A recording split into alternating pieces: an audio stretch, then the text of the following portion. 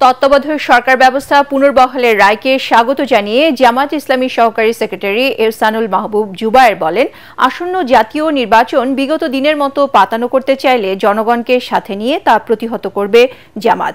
বৃহস্পতিবার রাজধানী মগবাজারে দলটির কেন্দ্রীয় কার্যালয়ে এক সংবাদ সম্মেলনে একথা বলেন তিনি।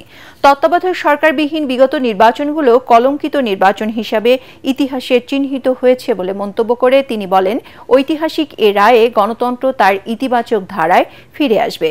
এ সময় তিনি আরও বলেন, তত্ত্বাবধায়ক সরকার ব্যবস্থা বাতিলের ফলে শেখ হাসিনা স্বৈরাচার হবার সুযোগ পেয়েছিল।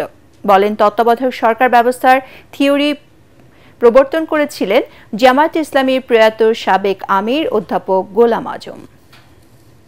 কেয়ারটেকার সরকার না থাকলে বা এই ধরনের একটি লেভেল প্লেইং ফিল্ড এবং নিরপেক্ষ সরকার ব্যবস্থা না থাকলে কি হতে পারে, 14, 18 এবং 24 আমাদের সামনে সেটা জাজ্বল্য উদাহরণ। আজকে মহামান্য সুপ্রিম কোর্ট ঐতিহাসিক সেই রায়টি দিয়েছেন।